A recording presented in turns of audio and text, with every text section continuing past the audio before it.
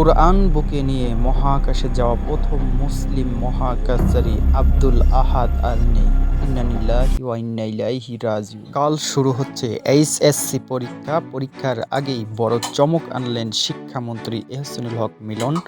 পরীক্ষায় নকল প্রতিরোধে থাকবে কঠোর ব্যবস্থা ও মনিটরিং সেল।